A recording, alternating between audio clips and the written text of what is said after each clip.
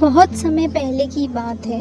पहाड़ों और घने जंगलों से घिरा एक छोटे से गांव का नाम रामपुर था। यह गांव जितना खूबसूरत था उतना ही रहस्यमय भी। गांव के हर घर में एक ही कहानी सुनाई जाती थी, बरगद वाली चुड़ैल की। कहा जाता था कि हर रात ठीक 12 बजे एक सफ़ेद साड़ी पहने और लंबे बिखरे बालों वाली चुड़ैल गांव की सुनसान गलियों में घूमती थी। वह किसी को ढूंढती रहती थी। उसकी आंखों में गुस्सा भी था और दर्द भी। जो भी उसे देखने की कोशिश करता वह फिर कभी पहले जैसा नहीं रहता। इसी डर की वजह से रात होते ही पूरा गांव अपने दरवाजे और खिड़कियां बंद कर लेते। कोई भी इंसान रात में बाहर निकलने की हिम्मत नहीं करता था। साल बीतते गए।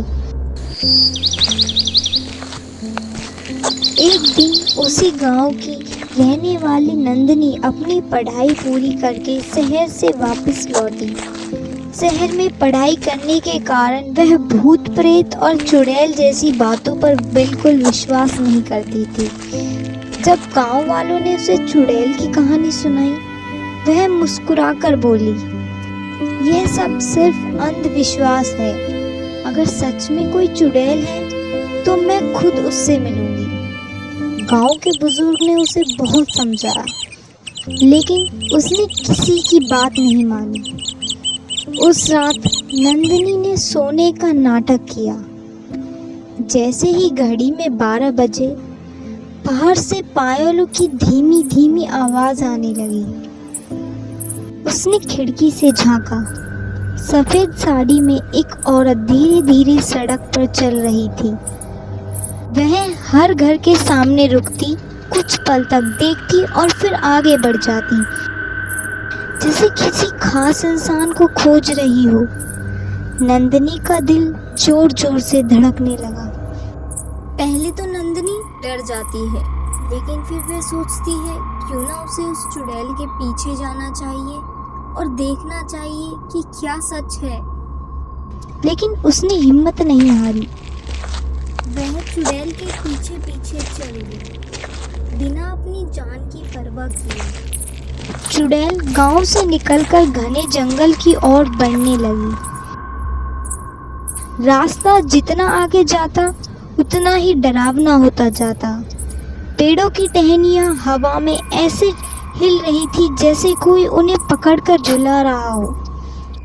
जैसे जैसे वह आगे जा रही थी, जंगल घना होता जा रहा था। वह नंदिनी को डर लग रहा था। तभी नंदिनी रुकती है और महसूस करती है कि चारों तरफ अजीब आवाजें गूंज रही थी। लगभग आधे घंटे बाद दोनों एक बहुत पुराने और विशाल बरगद के पेड़ के पास पहुंचे। अचानक चुड़ैल रुक गई। वह धीरे धीरे मुड़ी। उसकी लाल आंखें सीधे नंदिनी पर टिक गई। फिर वह जोर जोर से हंसने लगी। उसकी हंसी पूरे जंगल में गूंज रही थी। नंदिनी डर से कांपने लगी, लेकिन अब लौटना नामुमकिन था। उसने कांपती आवाज में पूछा, तुम हर रात किसको क्यों ढूंढती हो? चुड़ैल की हंसी अचानक रुक गई। उसकी आंखों का गुस्सा आंसुओं में बदल गया। चुड़ैल एकदम सुन्न हो गई। वह एकदम चुपचाप उसे देखने लगी, जैसे उसने कुछ ऐसा पूछ लिया हो जिसका वो सदियों से इंतजार कर रही हो। कुछ पल चुपचाप रहने के बाद उसने कहा, मैं हमेशा से ऐसी नहीं थी। मैं भी तुम्हारी तरह एक साधारण लड़की थी।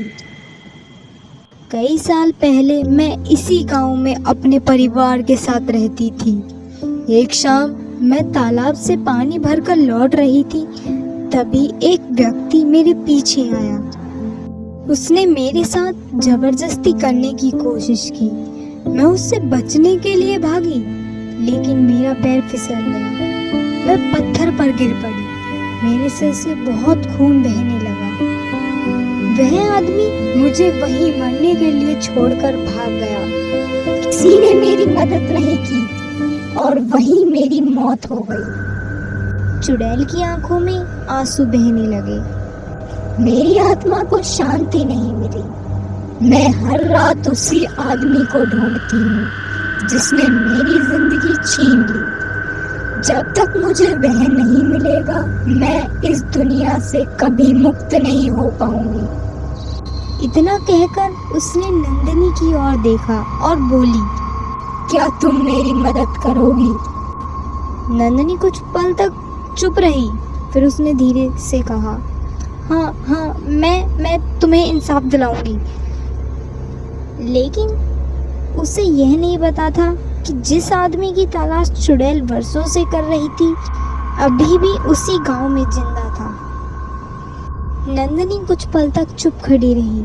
उसके सामने एक ऐसी आत्मा थी जिसे गांव वाले वर्षों से खूंखार चुड़ैल समझते आए, लेकिन उसके भीतर सिर्फ बदले की आग और अधूरा दर्द था। नंदिनी कुछ सोचती है और कहती है, मैं तुम्हारी मदद करूंगी। नंदिनी ने हिम्मत जुटाकर कहा। चुड़ैल कुछ क्षण तक उसे देखती रही। उसकी लाल आंखें धीरे धीरे सामान्य होने लगी। उसने धीमी आवाज में कहा, लेकिन याद रखना, अगर सूरज निकलने से पहले तुम यहाँ से नहीं गई तो मैं भी तुम्हें नहीं बचा पाऊंगी। इतना कहकर वह धुएं की तरह हवा में गायब हो गई। सुबह होते ही नंदिनी घर पहुंची। उसके चेहरे का रंग उड़ा हुआ था। माँ ने पूछा, कहाँ थी पूरी रात? लेकिन नंदिनी ने किसी को कुछ नहीं बताया। अगले दिन उसने गांव के सबसे बुजुर्ग व्यक्ति रघुनाथ बाबा से मिलने का फैसला किया। बाबा ने उसकी बात सुनते ही गहरी सांस ली। तो आखिर उसने तुमसे बात कर ही ली? नंदिनी हैरान रह गई। आपको उसके बारे में सब पता है? बाबा की आंखें भर आई। उसका नाम गौरी था। वह पूरे गांव की सबसे सीधी और हंसमुख लड़की थी।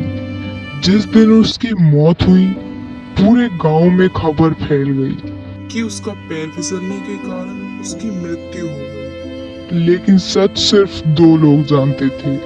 कौन? बाबा ने जवाब नहीं दिया। उस वक्त मैं गौरी से दूर था।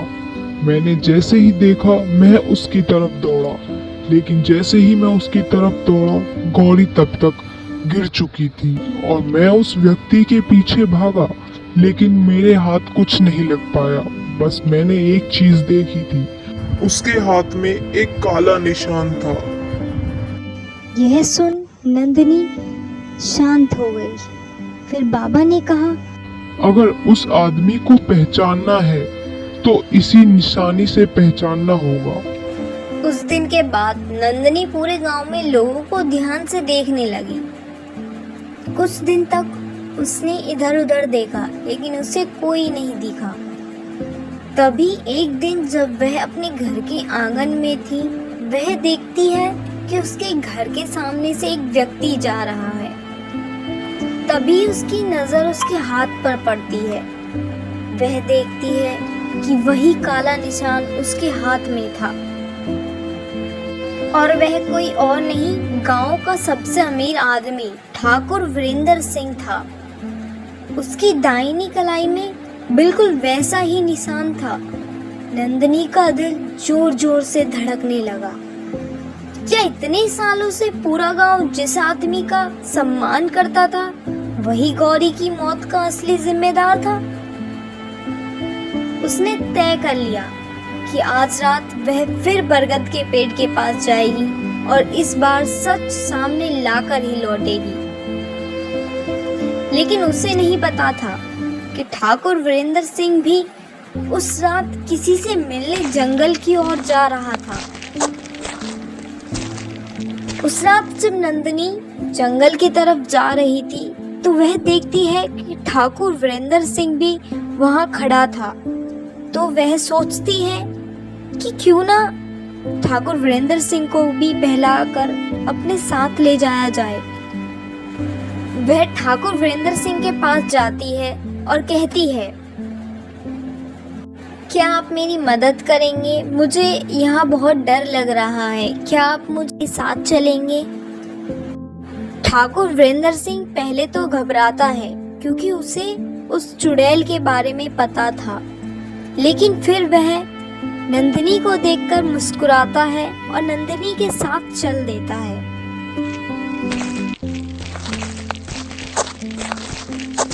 रात के ठीक 12 बज रहे थे। आसमान काले बादलों से ढका हुआ था।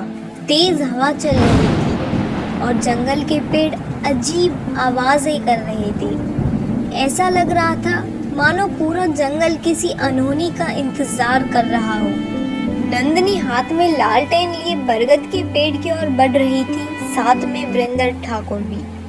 उसके कदम कांप रहे थे, लेकिन सच जानने की उसकी जिद डर से कहीं ज्यादा बड़ी थी। जैसे ही वह बरगद के पास पहुंची, अचानक चारों तरफ सन्नाटा छा गया। अगले ही पल पायलों की वही आवाज फिर से सुनाई दी। धीरे धीरे सफेद साड़ी में गौरी की आत्मा अंधेरे से बाहर आई, लेकिन आज उसकी नजर किसी और पर थी। गौरी के पीछे खड़ा हुआ ठाकुर वीरेंद्र सिंह। उसे देखते ही गौरी की आंखें लाल हो गईं। अब गौरी की आंखों में गुस्सा दिखाई दे रहा था और गौरी हंसते हुए कहती है, आखिर मिल ही गया तू। ठाकुर के हाथ से लालटेन गिर गई। वह डर के मारे पीछे हटने लगा। नहीं, मुझे माफ कर दो।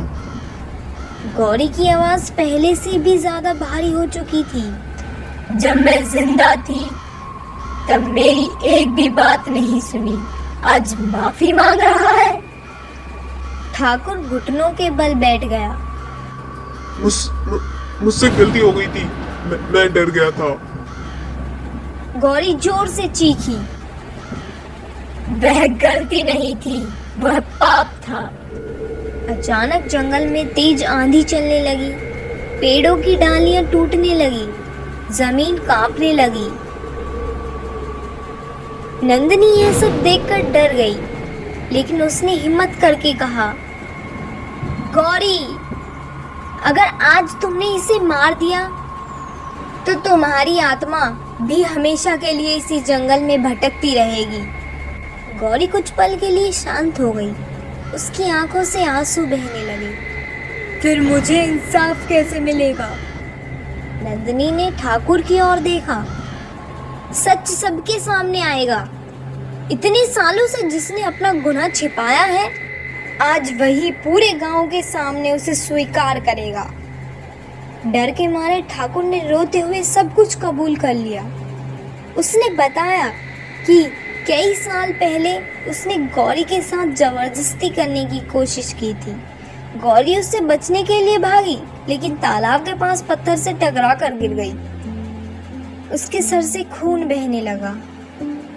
डर के कारण वह उसे वहीं छोड़कर भाग गया और पूरे गांव में झूठ फैला दिया कि गौरी की मौत हादसे में हुई। अगली सुबह पूरे गांव को बरगद के पेड़ के पास बुलाया गया। ठाकुर ने सबके सामने अपना अपराध स्वीकार कर लिया। गांव वाले हैरान रह गए। रघुनाथ बाबा की आंखों में आंसू थे। उन्होंने कहा, आज सच सब सामने आ गया। अब गौरी की आत्मा को शांति मिलनी चाहिए। इतना सुनते ही जंगल में एक तेज सफेद रोशनी फैली। गौरी की आत्मा मुस्कुराई। उसके चेहरे पर सुकून था। तुमने मुझे बदला नहीं, इंसाफ दिलाया है। इतना कहते ही उसका शरीर धीरे धीरे रोशनी में बदलने लगा। ऐसी ही और कहानियाँ देखने के लिए हमारा चैनल पालजी का स्टोरी सब्सक्राइब करें। Thanks for watching.